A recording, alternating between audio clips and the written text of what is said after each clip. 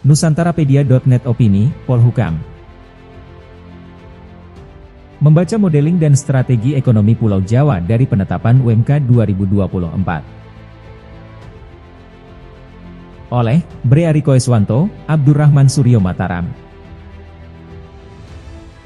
Kampung besar disebutnya atau The Big Village, itulah penggambaran Jakarta hadir sebagai metropolitan baru.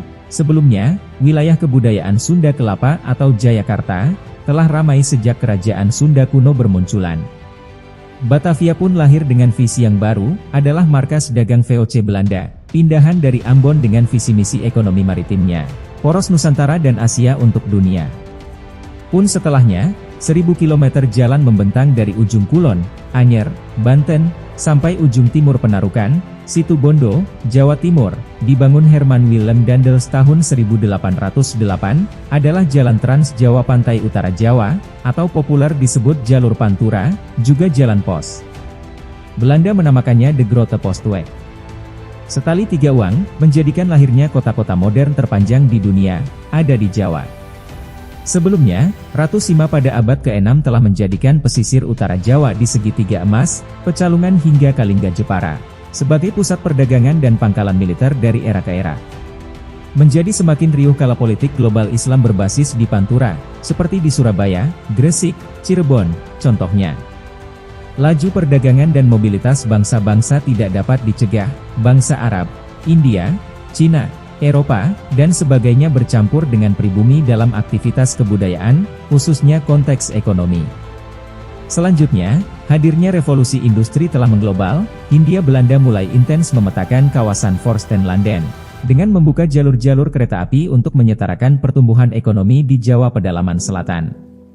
Monopoli perdagangan tidak hanya milik Pantura, tetapi lebih ke kolaborasi, mengintegrasikan kawasan pusat akses dengan potensi melimpahnya sumber daya alam berupa aneka komoditi, baik hasil laut maupun pertanian di pedalaman, pun dengan potensi demografi kala itu, dalam kesatuan pandang untuk dikonversi menjadi bernilai ekonomi. Setidaknya, sejak hampir 2000 tahun yang lalu visi ekonomi masyarakat global telah dimulai menuju Pantura, memanfaatkan poros maritim dunia. Seperti halnya klaim Portugis yang membuka peta jalur pelayaran dunia. Melihat Jawa memang menarik, ketika orang berjalan atau sedang berlayar, tentu penasaran dengan ujung tepi pelayarannya, ada, sampai di mana. Ujung itu, ya, Pulau Jawa. Entitas dunia ketika berlayar telah sampai di Malaka, akan kepo untuk membuktikan dan melanjutkan pelayarannya sampai di sebuah akhir perjalanan, finish di Pulau Jawa. Tidak menjadi tren dunia ketika budaya berlayar dengan mengambil rute di Samudra Hindia, misalnya jalur Pacitan Australia. Selain jumlah penduduk dunia di kawasan benua Australia sedikit. Rata, sejak penyebaran manusia pun, dimulai dari utara hingga tiba di tujuan akhir, yakni kawasan Nusantara, seperti di Pulau Jawa. Tiba saatnya di era yang katanya menuju Society 5.0, era disrupsi 4.0, menuju 5.0, bagaimana Indonesia melihat ini, khususnya di Pulau Jawa. Penderasan di dalamnya dalam semua aspek telah hadir nyata. Sudah melahirkan bentuk aktivitas manusia yang nyata, hingga masih menjadi diskursus, sediskursus kebudayaan ala maritim versus agraris. Yang hemat penulis konteks itu telah usang, sudah tidak update lagi didikotomikan. Sudah saatnya, bagaimana fakta geografi dan antropologi di dalamnya mampu menjawab tantangan zaman, khususnya bila kita sepakat tetap dengan narasi ekonomi dan keuangan adalah segalanya, terkait mestinya strategi geopolitik dan geostrategi. Intinya ini soal bakulan. Kiranya abstraksi ini bisa dikerucutkan, berkaitan dengan membaca penetapan upah minimum provinsi, kabupaten dan kota di Jawa 2024, sebagai variabel pengukuran tingkat keberhasilan roda pertumbuhan ekonomi, dalam tujuan kemakmuran dan kesejahteraan untuk habitat peradaban di dalamnya, semestinya.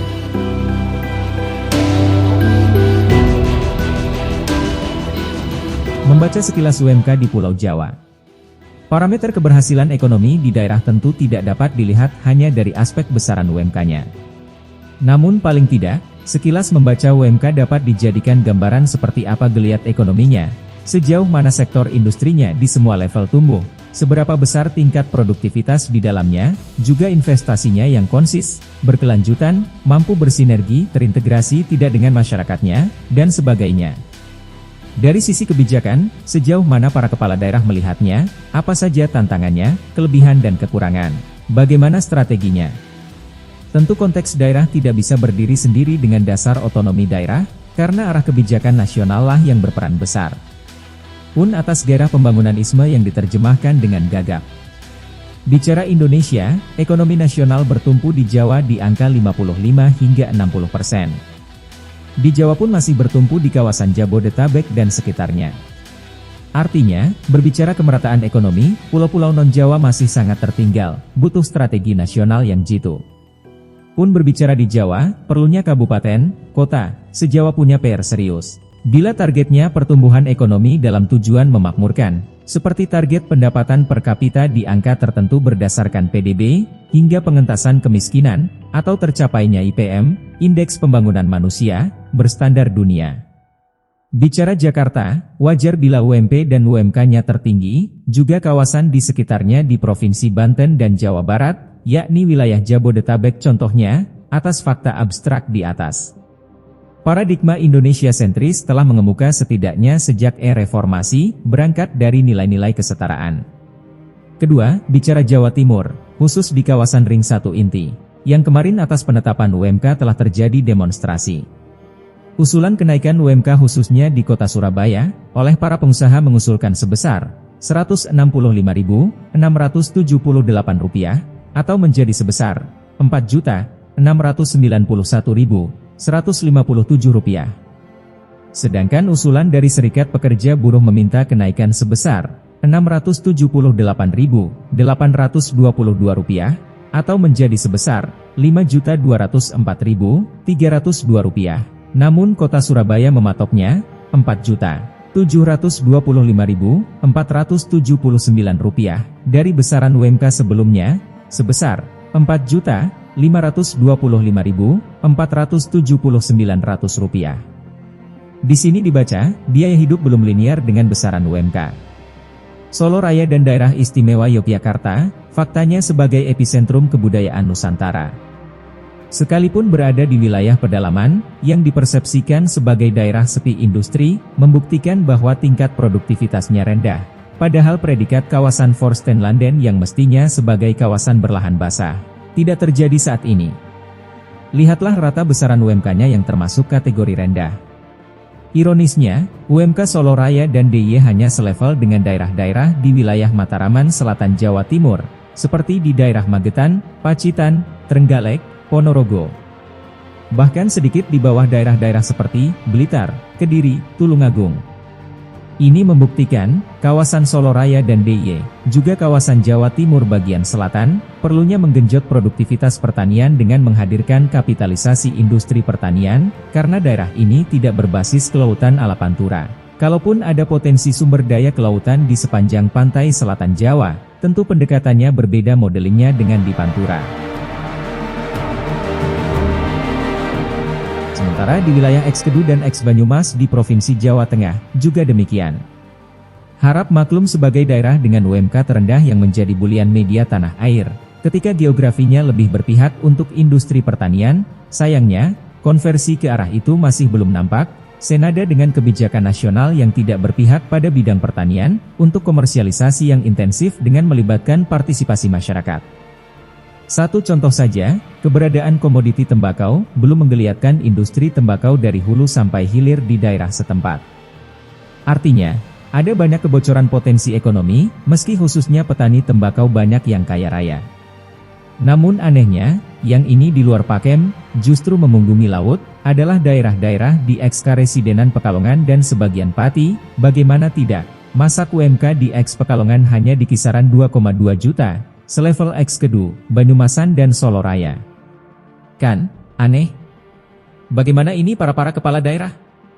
Sedangkan di Eks-Pati, hanya daerah Kudus, Jepara, dan Demak yang lumayan, lainnya belum nampak sebagai kawasan terintegrasi di Pantura bagian tengah, yang banyak mendatangkan multiplier effect. Ini berkebalikan dengan kawasan Pantura di Jawa Barat, seperti daerah Cirebon, Indramayu, Subang, hingga Karawang, yang selangkah lebih maju. Seperti halnya dengan daerah Semarang dan Kendal, yang hampir selevel dengan kawasan tersebut. Secara umum, Provinsi Jawa Barat selangkah lebih unggul. Lihat saja di kebudayaan Sunda inti, seperti di kawasan Parahyangan, seperti Bandung Raya dan Cianjuran, termasuk Sukabumi, atau bagian tengah. Sekalipun berbasis kebudayaan pegunungan, seperti halnya daerah di Kedu atau Solo Raya, namun rata UMK sudah hampir menyentuh angka 3 juta rupiah. Kecuali daerah seperti Kuningan dan Banjar, perlu sinergitas kewilayahan, karena berada di tengah. Pun dengan wilayah di Priangan yang berada di pedalaman selatan, cukup lumayan. Lihat daerah seperti Tasikmalaya. Kecuali daerah-daerah di Priangan Timur, seperti Pangandaran dan Ciamis, yang memang perlu percepatan, sama halnya potensinya dengan wilayah di kebudayaan Cilacapan, Banyumasan Selatan, yang mana ada potensi di sektor kelautan, terutama produksi perikanan. Lain halnya dengan Jawa Timur yang terpusat di kawasan Ring 1 pada budaya Arekan, seperti Surabaya, Gresik, Sidoarjo, Mojokerto, akan kebangetan kalau UMK-nya di angka 4 jutaan, maka sudah sepantasnya menembus angka 5 jutaan, seperti halnya Lamongan dan Pasuruan, yang cukup lumayan mampu memposisikan diri dalam klaster Ring 1, namun untuk Tuban, perlu berbenah atas berkah geografi di jalur Pantura. Catatan apik dibukukan di kawasan Tengah Selatan, pada kebudayaan Arekan Selatan, yang sering kontradiktif kompetitif urusan kultural, Surabaya versus Malang. Daerah di Malang Raya, Jombang, dan sebagian Pasuruan, UMK-nya sudah di atas 3 jutaan. Artinya, modeling pembangunan ekonominya telah menyesuaikan atas fakta geografis, sebagai daerah setengah berkultur utara dan selatan. Meski catatan keapikan ini dengan melihat Jawa secara keseluruhan, belum dapat dikatakan berprestasi.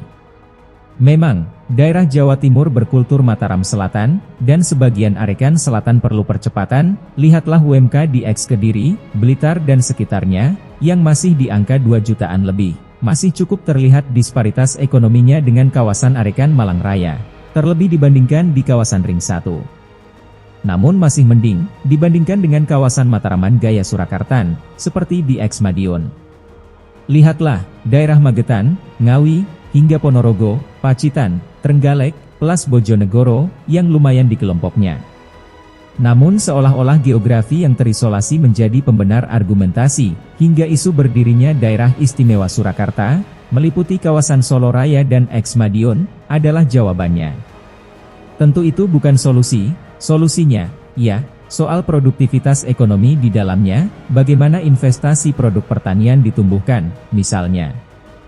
Ya, kawasan Mataraman Surakarta Jateng dan Jatim inilah yang unik, juaranya hal jaga wibawa, akronim Jawa, namun ekonominya jeblok. Lain halnya dengan Pulau Madura, yang tetap menjadi daerah tertinggal di Jawa Timur. Lagi-lagi isu pembentukan Provinsi Madura, apakah tepat sebagai jawaban? UMK yang hanya di kisaran 2 jutaan, tidak linear dengan potensi budaya di sebagian kawasan Pandalungan, juga letaknya yang dekat dengan kawasan Surabaya Sidoarjo. Madura perlu berbenah, atas potensi kelautannya, hingga terkenal akan jagung dan tembakaunya, misalnya. Seperti halnya dengan UMK di kawasan Tapal Kuda berkultur Pandalungan, daerah seperti Situbondo dan Bondowoso, masih dengan UMK yang rendah. Belum bisa setara dengan daerah Probolinggo, yang cukup lumayan. Daerah ini tidak cukup berkembang, bila dibandingkan dengan wilayah lainnya di kawasan Tapal Kuda Selatan, karena daerah Jember dan Banyuwangi, mulai menggeliat ekonominya, kecuali Lumajang, yang masih dikata terisolir ekonominya, seterisolir geografinya. Dilihat sekilas dari UMK-nya, geliat ekonomi di Pulau Jawa, masih dipegang DKI Jakarta sebagai juaranya, disusul Provinsi Banten, Jawa Barat, Jawa Timur, Daerah Istimewa Yogyakarta, dan Jawa Tengah di nomor buncit.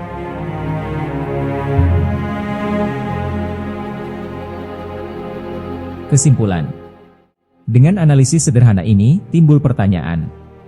Bagaimana para kepala daerah dan segenap penyelenggara pemerintah di daerah berpikir terbuka soal ini, khususnya para calon kepala daerah, yang akan berkompetisi pada Pilkada Serentak 2024. Apa dan bagaimana strateginya, serta kendalanya untuk mengambil langkah-langkah solutif. Sebagai contoh misalnya, modeling pembangunan ala Kabupaten Boyolali, yang dimotori oleh mantan Bupati Sena Samudra. Hemat penulis, Sena berhasil membaca situasi dan kondisi, berangkat dari memanfaatkan celah regulasi. Sejak diberlakukan otonomi daerah hingga saat ini diberlakukannya Perpu Undang-Undang Cipta Kerja, disinilah pintu liberalisasi dibuka terbuka. Disinilah telah terjadi pembangunan ISME, hampir menyeluruh di kabupaten kota seluruh Indonesia. Bagaimana Sena mampu menarik industrialisasi di Boyolali, khususnya industri garmen, yang pindah dari kawasan Jabodetabek ke Boyolali, berangkat dari UMK yang rendah di Soloraya, juga potensi demografi tenaga kerja. Tentu bak gayung bersambut, para pengusaha dan investor setuju berinvestasi di Boyolali atas dasar tersebut. Sekalipun Boyolali berada di pedalaman, karena urusan akses tidak lagi menjadi kendala. Isu berikutnya, bagaimana Boyolali dibuat riuh. Aneka konsep dihadirkannya guna menjadikan Boyolali sebagai pusat ekonomi di Jawa pedalaman. Mulai dari wacana membangun bandara, membangun Disneyland, menjadi pusat mode, dan sebagainya. Tentu Sena tidak salah, apa yang diharapkan dengan potensi pertanian dan kultural di dalamnya dari Boyolali, atas fakta ekonomi di klaster Soloraya, sedangkan role model trendsetter haluan pembangunan pemerintah pusat saja. Dengan membuka investasi seluas-luasnya di bidang industrialisasi, berciri liberal kapitalistik. Artinya, menjadikan daerah maju dengan skema investasi, dengan mendirikan aneka pabrik, industrialisasi di segala bidang, bertujuan mampu menyerap tenaga kerja, pundi-pundi pet pendapatan asli daerah terisi, adalah modeling yang paling tepat, meski sifatnya instan, pragmatis sesaat, dengan dalil percepatan. Tentu dirasa sudah kuno, apabila bentuk memajukan daerah dalam pembangunan ekonominya masih konvensional berbasis pertanian, yang itu sengaja diabaikan, tidak menjadi prioritas pembangunan ekonomi nasional. Modeling pembangunan ekonomi seperti itu, yang kontradiktif dengan paradigma pembangunan berwawasan lingkungan, menyisakan problem ekologi, problem sosial, dengan masifnya mencetak kelas buruh baru, atau endingnya justru menimbulkan kemelaratan baru, karena praktiknya, disparitas keadilan si kaya dan si miskin makin lebar. Yang mana muatan produktivitas lokal oleh habitat di dalamnya, justru terpinggirkan, tidak adanya relevansi produktivitas masyarakat di dalamnya pada desain ekonominya, yang lebih ke bentuk mimetisme investasi sepihak.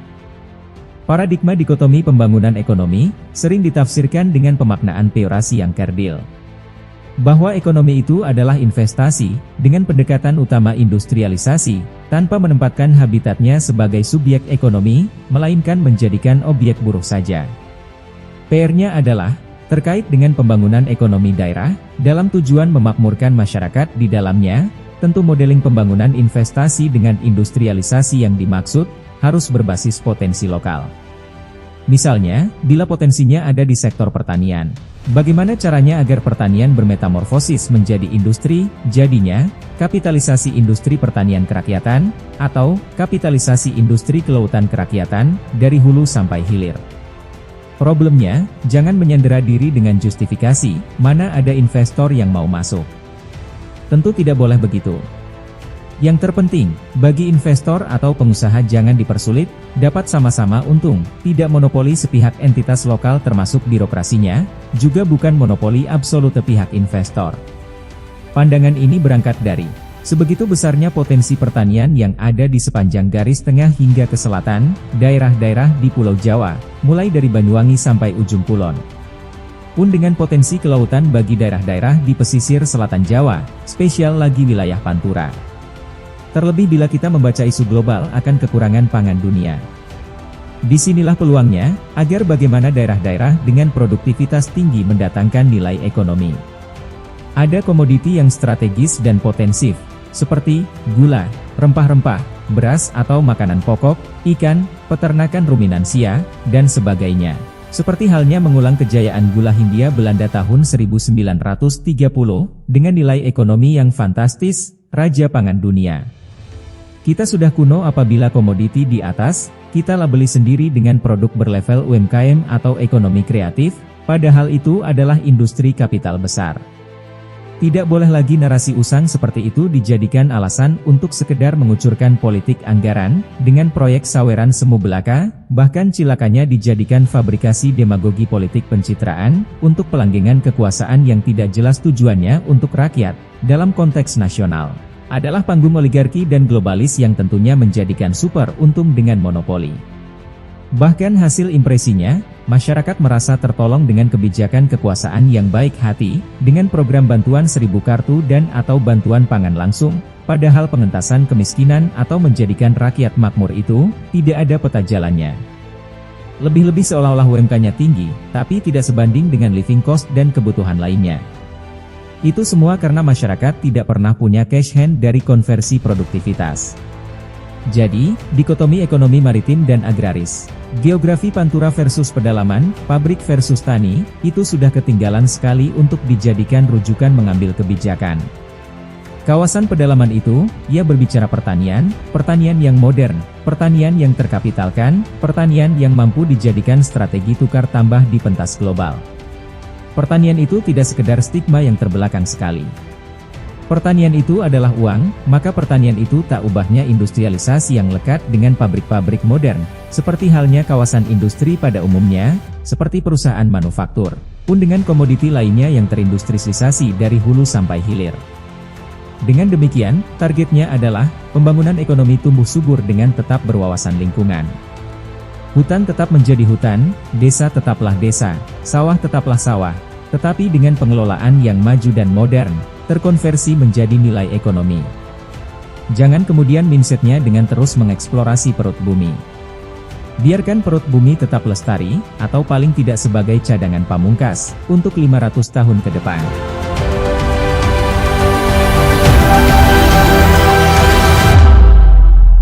Kita harus yakin, masihlah banyak investor yang mau bermain dengan modeling seperti ini. Toh, kalau tidak ada yang mau, belajar dari Sultan Agung Mataram, yang telah menjadikan Jawa terisolir dengan menutup semua akses kemaritiman, atas ancaman langsung maupun infiltrasi dari agresor, dengan satu tekad dan keyakinan, bahwa mengurung Jawa tidak akan mungkin kelaparan, karena apapun tersedia di dalamnya. Konsep mutlak kedaulatan ala Soekarno di bidang ekonomi, politik dan kebudayaan, adalah peta jalan yang sesungguhnya.